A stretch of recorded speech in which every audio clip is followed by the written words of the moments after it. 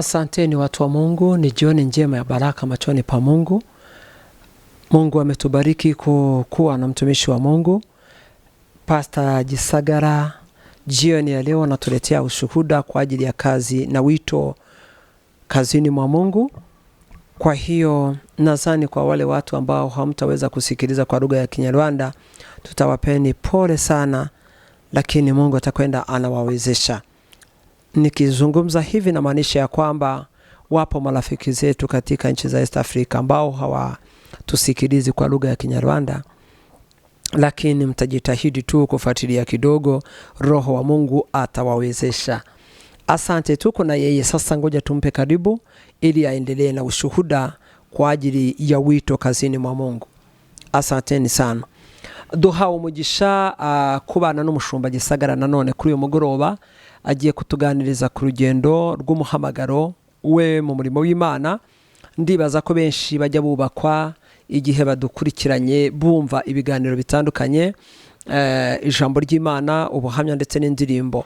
Rero turi hano kuri Mass Follow Ministry, tubahaye ikaze nanone kandi twakira n'umushumba kugira ngo akomeze abasuhuze, bibwire, anabaganirize ubuhamya bw'urugendo rwe mu murimo w'Imana. Karibu mushumba, Imana iguhe umugisha. Amen. Pastor Tesire, Imana iguhe umugisha. Uhabwa umugisha n'Imana isumba byose, kandi turagukunda cyane. Imana ihabwa icyubahiro.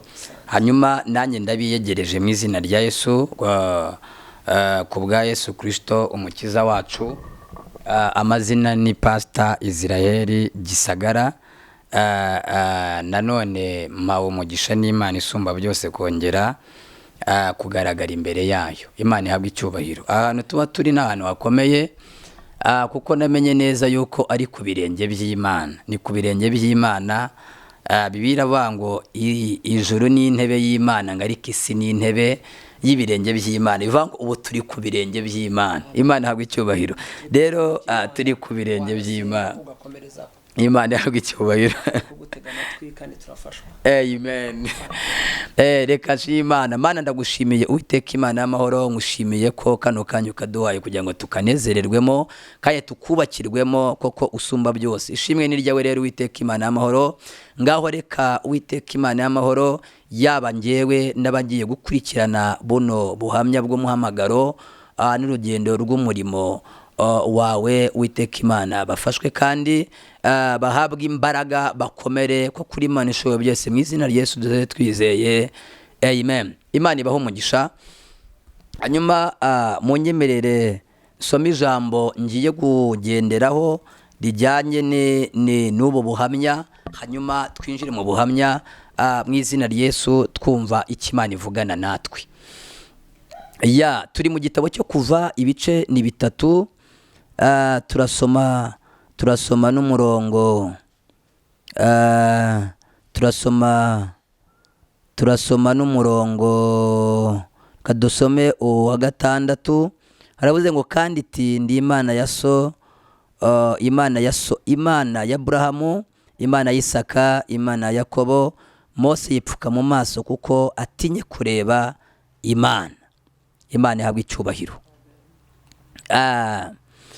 Dusomye kuri 4 haravuga ngo Uwiteka abonye yuko atambikishwa no kubireba, Imana iramuhamagara iti, imuhamagara iri hagati muri icyo gihuru iti, Mose Mose, ati karame. Imana ihabwa icyubahiro. Hanyuma nago ndi burenge hano, munyemerere ariho tuganirira, ariho twinjira muri iki cyerekezo. Hanyuma ndabashuhuje mwebwe munkurikira muri iki gihugu cy'u Rwanda.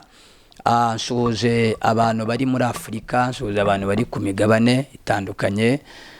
Imana yo mu ijuru ibaho umugisha, kandi Imana ishimwe ko yabanye namwe mu izina rya Yesu. Imana ko yabarinze.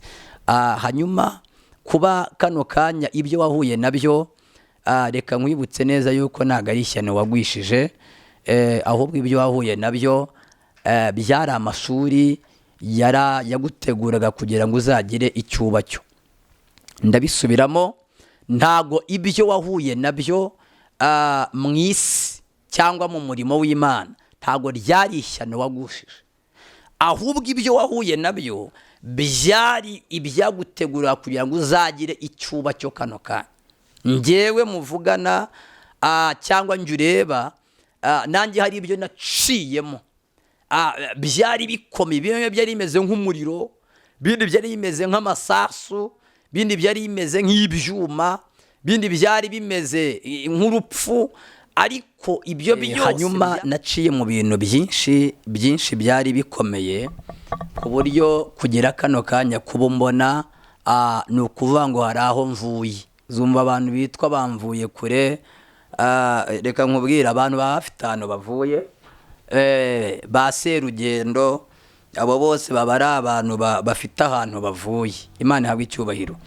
Ubu nawe urimo kunkurikirana, hari ahantu uvuye, hari ibintu uhonotse, hari ibintu warenze, ubu ngubu kuba tukubona ni igitangaza. Imana ishimwe yakurinze mu izina rya Yesu.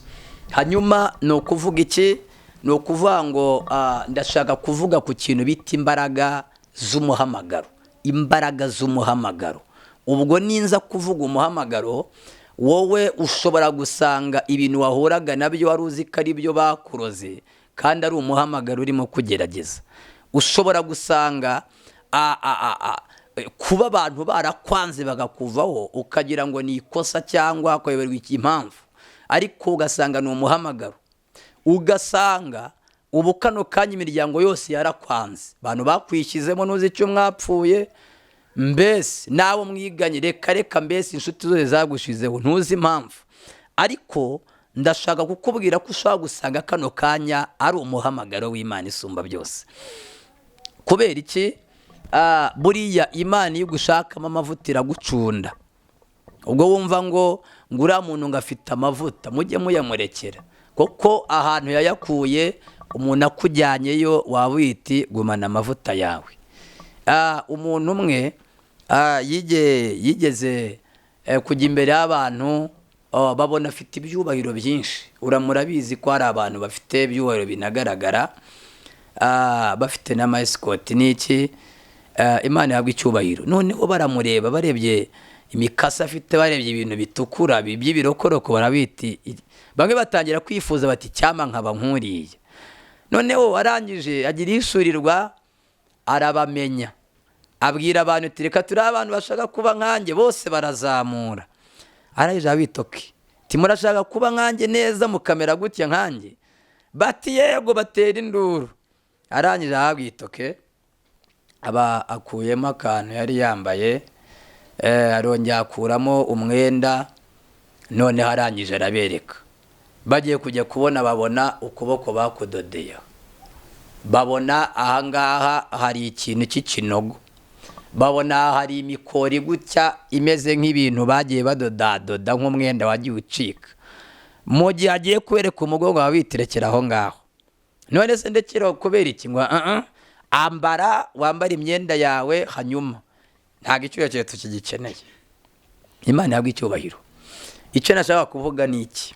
Kugira kano kanya nubona umuntu ukomeye, ujye umenya ko hari ibikomere afite, hari ibikomere yabanje gukomereka. Bivuga ngo gukomereka nibyo bitera gukomera. Imana ihabwe icyubahiro. Kandi ubwo ubona umuntu ngo yarakomeye, biterwa n'urugendo yakoze. Ntuzabone utajyanga abantu bavukana impfundiko. Burya umuntu ajya kuzana impfundiko yarizamutse imisozi, yarirukanse, mbese hahandi ushobora kugira ngo mbese yirukankanye n'umuyaga.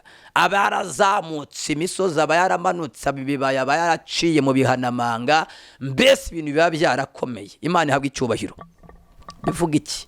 Bivuga ngo kano kanya, niba ushaka kuba ukomeye, itegure guca mu bikomeye. Niba ushaka abantu bagukunda, bazabanza bakwange. Niba ushaka imiryango izageraho igushyigikira, izabanza ikuveho. Ubundi niko ibintu biforomye. Hanyuma Imana ihabwe icyubahiro. Njye uvugana namwe mu rugo ni mu Mutara. Ni mu Mutara, aho bita Nyagatare, bivuga ngo ni mu gihugu cy'u Rwanda. Imana ihabwe icyubahiro. Bita iburasirazuba. Hanyuma nakijwe 2008, nakijwe 2008. Ushaka buhamya bwo ntarakizwa nabwo burahari, ariko uyu munsi ndashaka kuvuga ku kintu bita umuhamagaro w'Imana. Ese ubundi Imana ihamagara umuntu gute? Icyambere Imana ijya kuguhamagara irabanza ikagukura mu bantu. Ntabwo mucyumvishije. Iyo Imana igiye kuguhamagara irabanza ikagukura mu bantu. Iyo imaze rero kugukura mu bantu, akenshi bamwe baba ari n'abari bagufitiye umumaro, abo bavamo. Haba hari abo mwararanaga, abo buvamo. Haba hari abo mwasangiraga, abo bavamo. Noneho hari igihe ujya kwisanga ukisanga uri wenyine. Uku niko byangendekeye. Ndibuka nari mfite abavandimwe banjye, twasangiraga ibintu byinshi, mbese twakoranaga ibintu bikomeye by'ibyaha n'ibiki byose. Ariko Imana ijya kumpamagara narayitinye, yacunze badahari nibwo yasanze, irambwira turakizwa, sinshaka kubisubiramo. Nyuma yaho ntera intambwe njya kureba papa we yari yarahungiye aho yabaga, koko ntabwo twabanaga bitewe nuko nari imeze cyangwa n'ibyo nakoraga. Ndagenda kimbona biti ubu nyagutsindwa aje kunyica, ubu arankurikiranye nta kindi kimuzanye, aje kunyica ubu nyine kabaye. Ariko ndamubwira inti ntabwo nzanywe n'ikibi, ahubwo ndumva nakijijwe. Arabiti buraje kundangiza. Burira bukeye bwakeye ari ku cyumweru, ndabyibuka, ndabini turajyana gusenga. Arabiti ibyo uvuze nibyo? Ndabini rwose nibyo. Arabiti oke, ati reka nze nkwereke. Ahita anshakira imyenda, koko nge nyambaraga amadeshire, ni imyenda y'abarasta. Anyambika indi myenda ntari imenyereye. Noneho nibwo bwa mbere nari ngiye mu nzu y'Imana. Ndagenda ngira ahantu mu nzu y'Imana, ahantu bavuga ururimi ntumva, namenyereye kuvuga ibya mwana, shumi, ndogo, ibintu by'ibiki byose. Ndangije nanjye ndicara, mbona baricaye, mbona imbere hari umuntu uvuga wenyine, abandi bacecetse. Nanjye ndatuze, ndabine nanjye reka nceceke. Imana ihabwa icyubahiro. Buriya reka mbabwire, iyi Imana yagufashe ntabwo ikurekura, kandi umuntu wese waguye mu kagozi k'Imana ajya ahantu Imana ishaka. Imana ihabwa icyubahiro. Hanyuma ndangije maze kuhagera, ndabyibuka neza, pasiteri yagiye kubwiriza, ajya kubwiriza, amaze kubwiriza biti hari umuntu wabutsi, akivuga ngo wabutsi, atararangiza nahise mpaguruka, ndagenda ndapfukama. Arabiti mbega umusore mwiza wari upfuye. Murabona uburyo Satani ari umugome. Ndibuka niko yavuze. Arangije arabiti rero ati munyemere dutunge hano ibiganza, hanyuma twakire uyu musore mu ntama z'Imana, mu nzu y'Imana. Uwo munsi ndabyibuka nkimara gukizwa, akimara kunyatuza, naratashye ntashye ngeze mu rugo abandi bagiye kuryama, numva umutima, numva ijwi rirambwiye ngo nturaraha. Umva ukuntu bitangira, burya bijya gushya birashyuha. Uwo munsi nakijijwe, nyiva mu nzu y'Imana, ntabwo naraye mu rugo, ahubwo ijwi ryarambwiye ngo urarara ku musozi. Mu bintu nakoze ntabwo nigeze ndara ku musozi. Mu byaha nakoze, gukorera Satani, nakoreye Satani, ntabwo nigeze ngenda ngo ndare mu musozi. Naratahaga, nkataha igihe nshakiye, yaba saa 8 saa 9, ariko nkataha mu rugo. Iyi noneho mba ntangiye gahunda, Imana itangira kundaza mu misozi. Imana ihabwa icyubahiro. Noneho ndibuka naragiye ngenda ntazi yonjya, hari ahantu iyo ngiyo Nyagatare, hari ahantu bita Rutaraka, haba umusozi witwa Mirama. Uwo musozi wa Mirama ni uwo musozi naje gukurikirana amateka nsanga ngo bajyaga bahamba abami. Ni umusozi bahambagaho abami. Koko nubwo aho Nyagatare hari inzu ya Rudahigwa yari yahubatse, ahashyira umudamu umwe mu badamu be. Hanyuma naje kubimenya nyuma. Uwo musozi rero aba ari w'Imana inzamuraho guhera uwo munsi. iryo joro ndaraho ntazi gusenga, mparara ntazi Imana uko imeze, mparara ntazi uhandajije, mparara nta rumogi nanyweye, mparara ntanyweye kanyanga, mparara ntanyweye inzoga z'amashashi twagiye tunywa, mparara ntagiye kwiba, mparara ntagiye kwambura. Imana ihabwa icyubahiro. Reka babwire, Satani afite inzira ashobora gucishamo umuntu, ariko ndagutangariza ko n'Imana ifite inzira ishobora gucishamo umuntu. Imana ihabwa icyubahiro. Satani yagucisha mu nzira yo kukwica, ariko iby'Imana bishobora gutangira ubona yimeze nk'isura ishobora kuba yakwica, ariko ahubwo irimo kwica icyashaka kuzakwica. Imana ihabwa icyubahiro.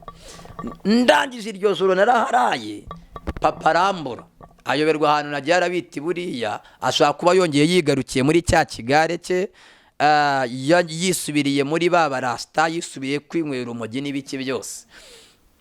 Imana ihabwa icyubahiro. Hanyuma naho naraye aho ngaho, ndagenda ndicara, gusa sinagiraga ubwoba kuko amajoro naramenyereye, nari ikihebe. Ndaje naje ndicaye nabindi, reka nze nanjye ndebe ikintu cyanzanye aha ngaha ni igiki.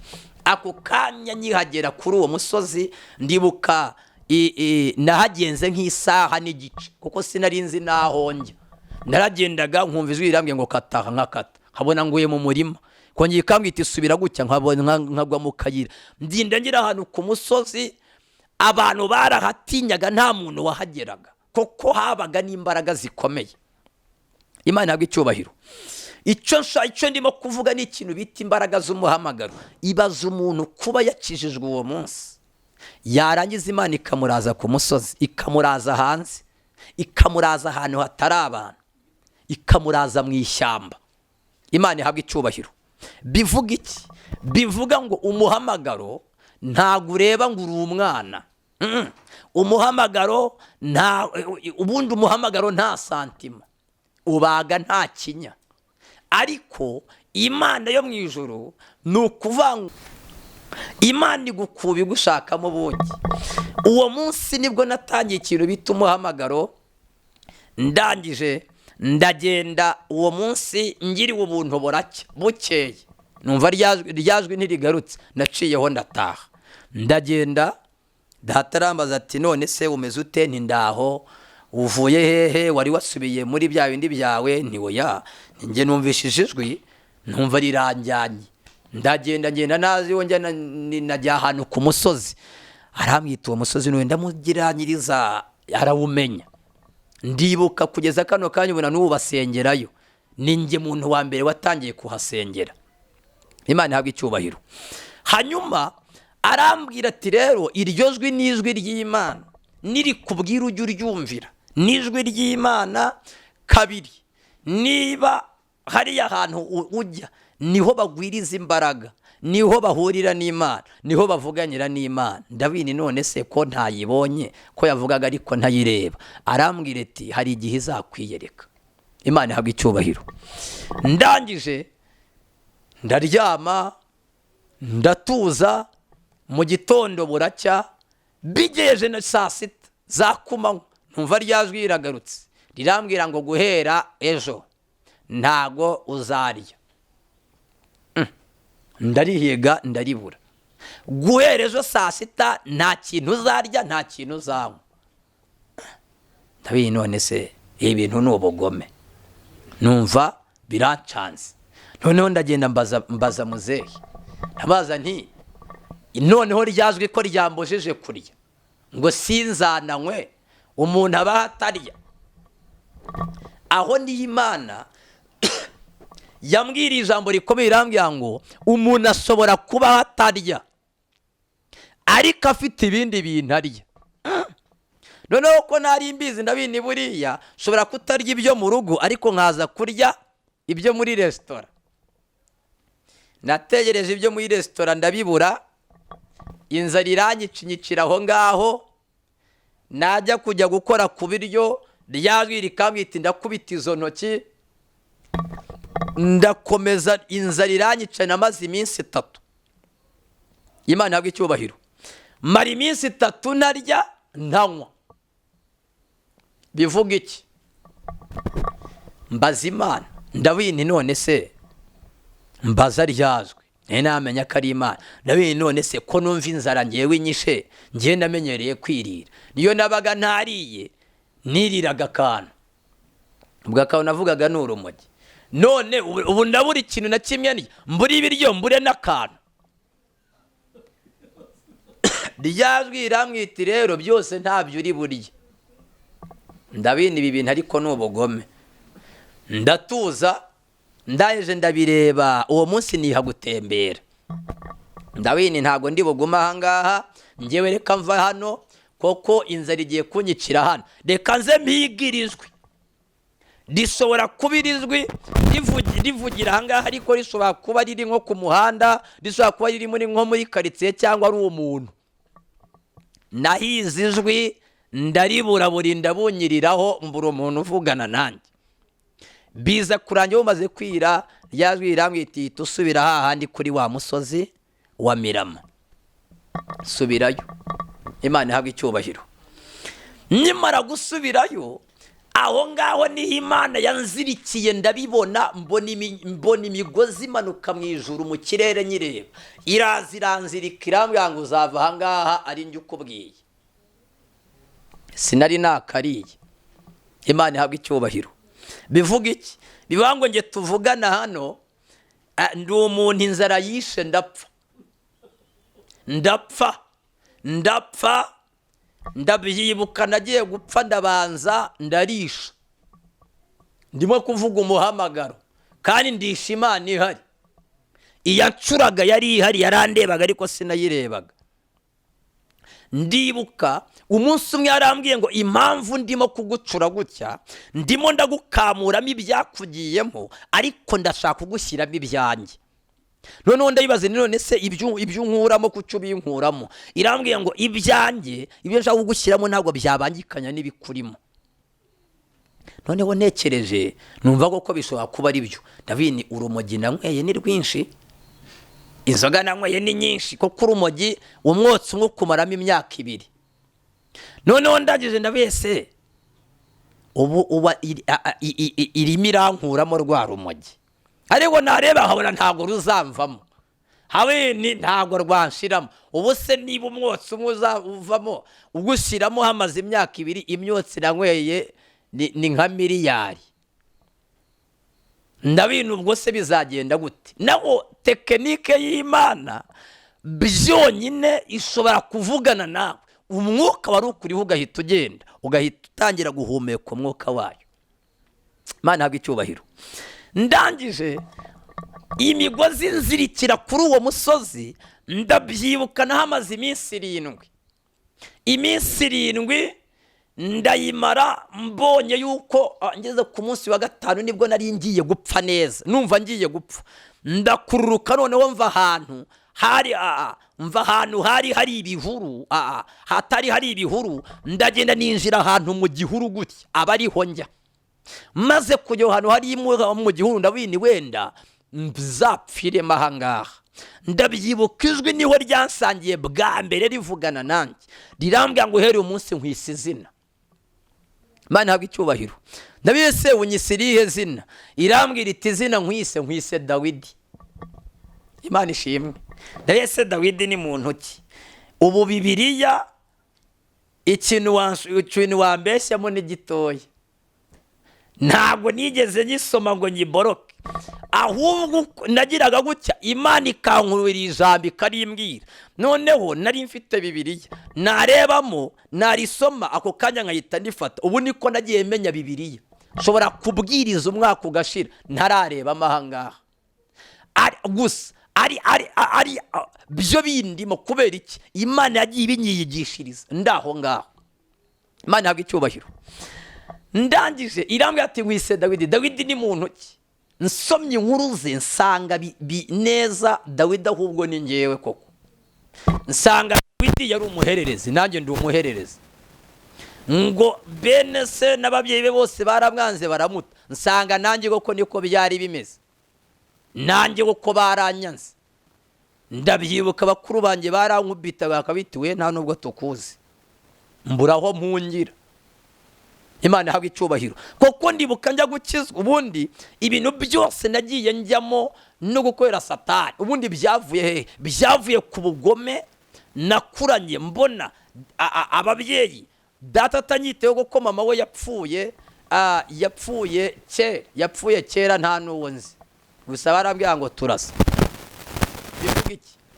Noneho mbona nabo tuvukana nabo niba nyitayeho wagira ngo simvukana nabo ndabene, ariko umenya njyewe ahubwo nshobora kuba nta babyeyi nta n'abantu twavukanye.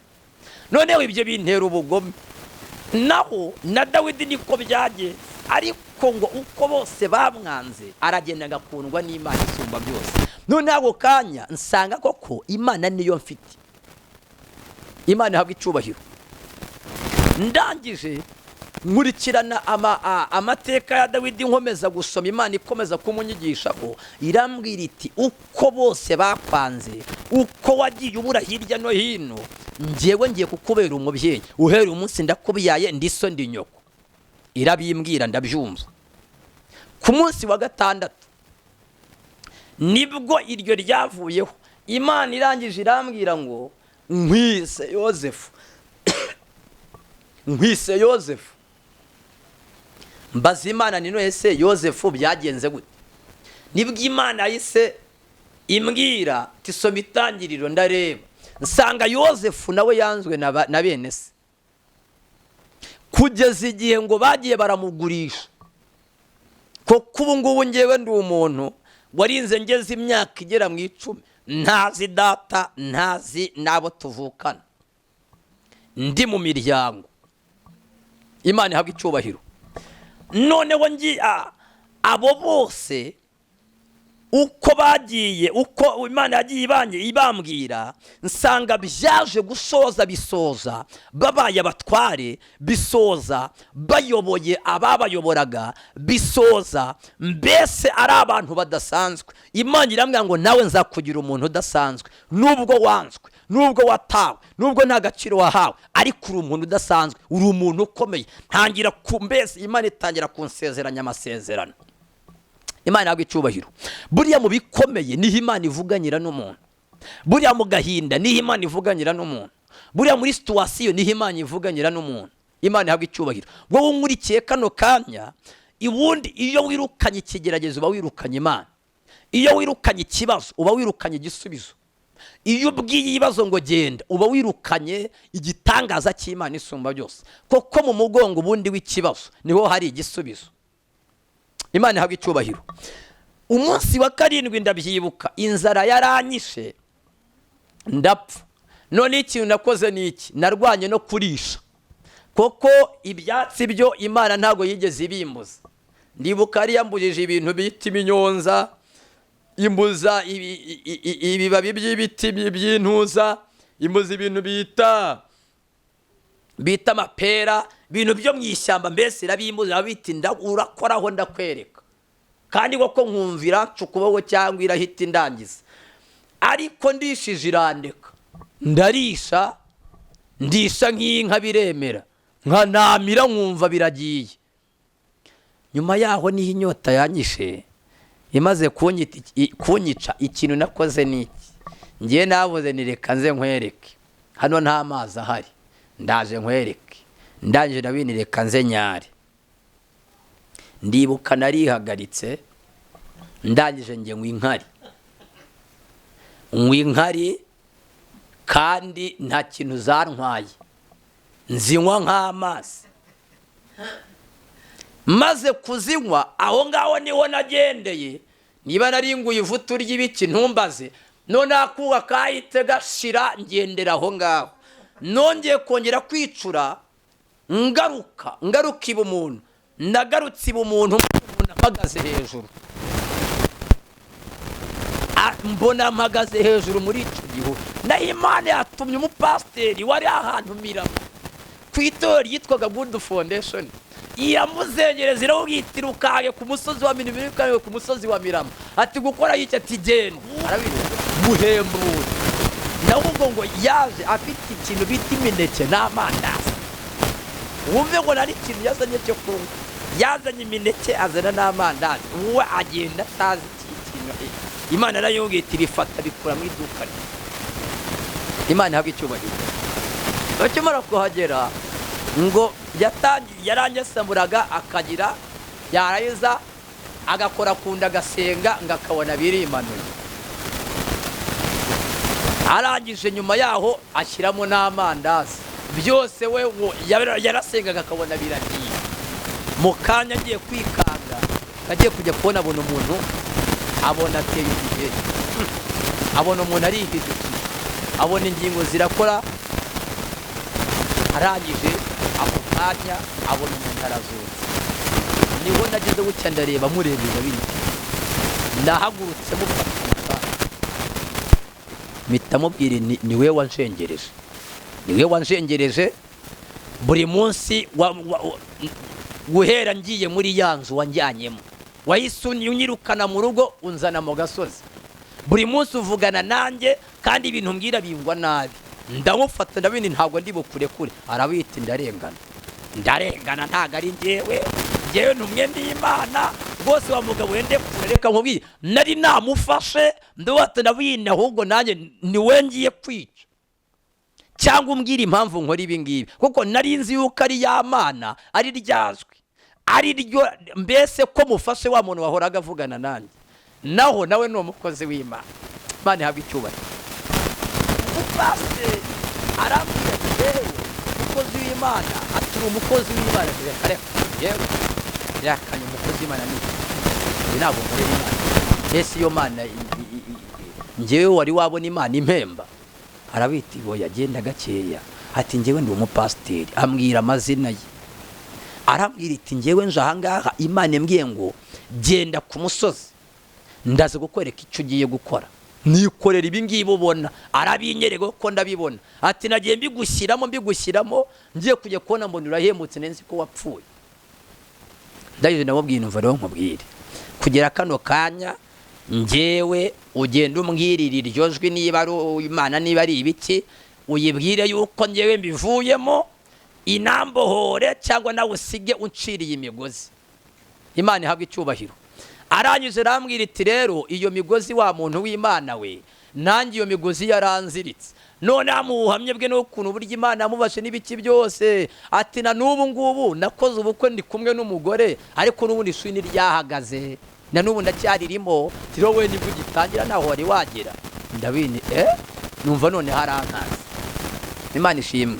Ndabyibuka twarasenganye turasenga tumaze gusenga ahita amanurira arambwira iti ugiye gusubira mu rugo. Ukimara gusubira mu rugo kubera yuko papa yakubuze yagushatse kubura ahantu hose arahita kwirukana. Akimara gukwirukana hanyuma njyewe nzabana nawe nzagendana nawe. Ndabini bishoboka bitese ni waya ni rwose wa mugabo naho ngaho urambeshyura umunyabinyoma. Neze papa yanyirukana ate kandi n'uburyo yishimye ko njyewe nacishe. Arambwira iti nuko nkuko Imana imbwiye nyine ahita wibikiraho. Amaze kugenda nanjye ubwo nari amandazi yari asigaye n'imineke yari isigaye ndangije gusa nta kabaraga nari mfite nshaka ikintu cy'igiti ngenda nyicumbaho nk'umusaza. Ndabyibuka nasanze inkweto zaragiye barazijyanye mbese baraje bagira ngo ni umuntu wapfuye. Nsanga n'imyenda nayo nambaye bayinkwemo banyambika ibintu ntazimeze nk'iby'abasazi. Ndangije namanutse aho ngaho n'ikirenge n'ibyo byenda ndagenda manukana n'igiti ndagenda nageze koko mu rugo we papa kimbona arangije arandeba arambwira iti wari uri hehe? Ndabini nari nagiye nyine muhaha ni musozi. Arandeka ndaryama bukeye nibwo yanyicaje arambwira mushamuke ntago ibi ngibi nzabyemera. Sinjya nkorana n'imbwa, sinjya nkorana n'abantu b'igikuri. Arangije ambwira ngo umugabo Uganda ngo wajyaga asenga ngo ari umukozi w'Imana ngo yabwiriza abagane ngo babakonye abantu biyo ngiyo bari babiti nk'ababorozi ngo barangije ngo bakanga ngo kumwumva bakabiti iyo Mana itagukura ku ivu usengera ku ivu nayo izagusiga ivu. Twara Imana yawe. Arangije abiti none wowe ikamubwira kugera kano kanya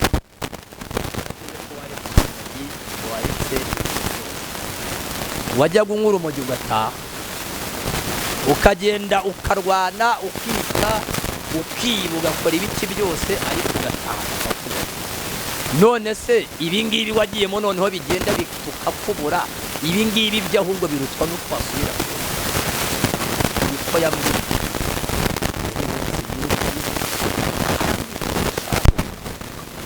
Iyi Mana ikugize imbwa ntube wagira icyo wimagira ngo uba mu misozi. Iyi Mana igenda ikakuraza mu gasozi nturare mu nzu. Iyi Mana ituma utarya ukaba wishwe n'inzara dore urapfuye. Iyi Mana yagukuye mu bantu iguheza mu gasozi. Iyi Mana sinkayikorere, ndayihakanye uhereye umunsi. Iyi Mana imvire mu rugo. Ndibuka aranyirukanye aramwita ufata utwawe ugende, cyangwa uvuge niba uri bubifashe hasi urekere ube nk'abantu bazima koko wiyiteho ube umuntu muzima ufite ubwenge, kuko ubu ni ubusazi. Imana yahabwa icyubahiro. Nabaye nk'uyikubisweho nijoro ndangije na bindi bishoboka bite. Papa niwe uri mubivuga, washimye Imana agatanga amaturo yishimwe, abantu bose akabona ko bishimye yuko nyejejwe. Niwe unyirukanye ko kubera ko ninjiye muri ibi bintu. Aho niho nahise mbonera yuko umuhamagaro koko utoroshye. Imana ihabwa icyubahiro. Ndangije ndibuka koko narahagaze ndatekereza, mbaza ryazwe na bindi none se nkora iki. Ijwi irambwita arakubwiye ngo usohoke dusohokane. Imana ihabwa icyubahiro. Ndangije ndamubwiye nti uranyirukanye papa, ati ndakwirukanye genda, iyo Mana usenga ikwica nabi sinkayikorere. Ndagenda bini ndayisohokanye koko mita ngenda ndayijyana. Imana ihabwa icyubahiro. Sinari gusubira mu musozi itambwiye ngo nsubireyo. Ikigo nakoze ni iki, narongeye nsubira ahandi aho twabaga n'abakuru banjye aho twanyweraga urumogi, aho twakweraga ibintu byose. Nsubirayo ngewe narakijijwe. Wumve ikintu bita inzira y'umuhamagaro. Inzira y'umuhamagaro ni inzira ishobora kugutandukanya n'inshuti ukazireka. Ni inzira ishobora gutuma nasa kwihakana na nyoka akavuga sinakubyaye. Imana ihabwa icyubahiro. Ni inzira ishobora gutuma mbese no mu rugo hava bakakwirukana ukagenda bakakubesa imbabazi zigashira. Uwagutwise mbese wa wundi wishimiye kukijijwe agasigara avuga ituragapfa urakagwa ku gasi. Ndagusubizamo intege, ndagukomeza, ndakubwira kano kanya yuko Imana yaguhaye agakiza ntago ari ako kukwica, nako kugukiza. Imana yaguhaye agakiza, Imana yagushyize muri iyo nzira yo gukizwa, ntago ari yo kukugisha ku gasi, ahubwo izakuzengurutsa amahanga. Ukugenda muri iyo nzara, ukugenda muri uko kwambara ubusa, ukugenda muri iyo misozi, uko bigucanga ugenda wabuze ikirere, niko Imana isumba byose izanagutembereza mu bisubizo. Niko izagutembereza uvuga Imana, niko izagutembereza mu mafaranga, niko izagutembereza mu rugo rwiza, niko izagutembereza mu mahanga, niko izagutembereza mu bakomeye. Ubundi bitangira hasi ariko bisoza bigeze hejuru. Imana ihabwa icyubahiro. Ndibuka naragiye ndangije nsubira mu banywara urumogi ntarunywa, nsubira kurarana nabo ahandi nari kujya, nsubira kwicarana nabo. Ni ukuvuga ngo nicyo bari kurya nanjye nicyo nari kurya. Imana ihabwa icyubahiro. Hanyuma urumva nari ngeze ku kintu biti umunzani. Noneho Imana irebe yuko koko naruretse. Imana irebe yuko inzara itari bunyice nkajya kwiba. Irebe yuko bitari buncange, narangiza nkongera nkasubira none kwambura abantu. Imana ishimwe. Mageze numvishije koko ndabina ibi bintu wabireka. Data aranyihakanye. Ibintu byose bimpfiriyeho. Ndavuga intu bundi wabireka nkongera nkisubira mu byaha. ariko ijwi rirambwira ngo nje kukugerageza, iki kizamini ugitsinda ubwawe nzagushyira ku rundi rwego, nzaguha ikintu bita imbaraga zanjye kandi uzankorera. Ndangije icyo nakoze ni iki, naragiye mbaho ngaho, abo bavandimwe bakazajya bagenda bakajya gukanika, bakajya koza amamodoka, n'ibyo bakoraga, ubundi bareza bagacuruza n'urumogi rwabo n'ibiki, barangiza bakaza bakansanga aho ngaho. Noneho nitwaga Maka, ariko n'iyi si. Noneho bo bakazajya bahora bakambwita Maka, ubu harya ntabwo nywa ku kantu. Oya, ninjye ikintu ntabwo ngikinywa, narakiretse, bakakinywa mbareba. Noneho bakaryama bagasinzira, njyewe naryama bikananira. Imana ihabwa icyubahiro. Hanyuma biza kugira gute, twihuse cyane, iryo shuri ndaryiga, barunywera imbere sinarunywa, banywera inzoga imbere sinazinywa, baragenda bajya kwambura sinambura.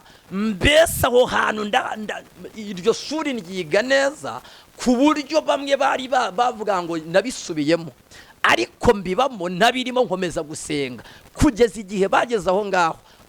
Mbese abo bavandimwe ubwabo baravuga ngo ni ukuri, Maka arakizwe, murekere, ni umukozi w'Imana. Koko ndibuka nageze aho ngo mfatwa n'ikintu cyo kuzajya mvuga ngo bambwira ati ariko urabona ibintu uzabishobora, ni byose ni iby'abayikorera, ni iby'abakorera Imana. Noneho nkazajya mpora mabwira iryo jambo, bagiye barabiti ariko noneho ibintu byose ni iby'abakorera Imana. Imana ihabwa icyubahiro. Aho nza kuharenga, ndangije nibwo Imana yampaye poromosiyo. Noneho umugore ntabwo mwibuka izina neza, wo mu rusengero aza kumbwira ati ariko wa mwana wakijijwe w'umusore aba hehe? Aza kumenya neza yuko kwiga kwambara, ntangira kuba nagenda nkajya gusengera ahantu runaka, ariko n'ubundi ya misozi sinayivamo, komeza kuba imbere y'Imana. Imana ikambwita ikora yitatu nkayakora, Imana ikambwita ikora yirindwi nkayasenga. Ndibuka nigeze gukora amashengesho y'iminsi 12 ntarya ntanywa. Nanone ndi kuri wa musozi noneho abantu bagira aho ngaho bose barahamenya, bakazajya baza kuhasenga. Ariko njyewe nkasengera ahantu ku musozi wari uwa gatatu, wari uriho imbaraga zikomeye. Ndayibuka umupasiteri wigeze kuhaza, abadayimoni bari babita imbaraga, bamutwara Bibiliya. Haravuga ngo barayitwaye, abakristo biruka ati batwaye iketi Bibiliya barayijyanye. Ariko njye aho ngaho niho Imana yantoreje. Nubona umuntu ufite imbaraga z'Imana, ujye umenya yuko hari ahantu yazikuye. Nubona umuntu uvuga Imana ukumva hari imbaraga afite, hari ahantu biva. Imana ihabwa icyubahiro. Aho kugira ngo ujye kuzicisha, jya imbere y'Imana zirahari. Imana ihabwa icyubahiro. Aho kugira ngo ugende uvuge ngo ndajya Tanzania, ndagenda hari ibyo nkenyereraho, ndagenda hari ibyo bampa nzajya nkora ku bantu bakagwa, ndagenda hari ibyo bampa bizajya bikiza indwara. No, Imana ifite imbaraga, ishobora kuguha ugahanura neza, ishobora kuguha ukabwiriza abantu bagafashwa, ishobora kuguha ugasengera abarwayi bagakira, ishobora kuguha ikaguha impano, ikaguha imbaraga, ikaguha agakiza gashobora no kuzaguha ejo hazaza hazima. Imana ihabwa icyubahiro. Imana ishimwe. Nari ndimo kuvuga ikintu bita imbaraga z'umuhamagaro. Twasomye ijambo rikomeye. Uyu ni Mose uyu nguyu yavugiye gukura ngo abisire muri Egiputa, ariko ntabwo yari azi kagenda yitabakura y'uwo munsi. Ntiyamenya yuko azahabara igihe kinini, ndetse Imana ikajya ikora ibitangaza bigera mu 10 baranze kugira gute, baranze kuhava. Imana ihabwa icyubahiro. Ikintu nashaka kuvuga ni ikintu nashaka kuvuga nuko ushobora kuba warinjiye mu gakiza k'Imana isumba byose, ukaba uzi ko ari amahoro gusa, ariko hagati aho ngaho hari n'ibintu bikomeye abishaka kugira ngo usenge kandi wihangane. Imana isumba byose gukomeze n'izina rya Yesu. Munyemeye dusenga Imana dusoza n'izina rya Yesu, kugira ngo Data wa twese uri mu ijuru aguhe imbaraga, ukomere muri uwo muhamagaro. Data wa twese uri mu ijuru afite inzira, hari impamvu yaguhaye kugakiza, kandi iyo mpamvu ni nziza. Mana ndagushimiye mu izina rya Yesu Kristo, uyu wari unkurikiranye ni umubyeyi, ni umugabo, ni umusore, reka umuhe imbaraga zo kumukomeza mu byo yaraciyemo, mu byari bimucanze, mu byari bimuyobeye. Uwiteka kandi umuhagarike, umugeze ku rugero agomba Uwiteka Imana kugukorera mu izina rya Yesu Kristo. Uwiteka Imana amahoro Yesu, amen. Imana ibaho umugisha. Amazina ni yandi, ni Pastor Israel Gisagara. Hanyuma data wa twese abaho umugisha mu izina rya Yesu. Shalom shalom. Imana ibaho umugisha.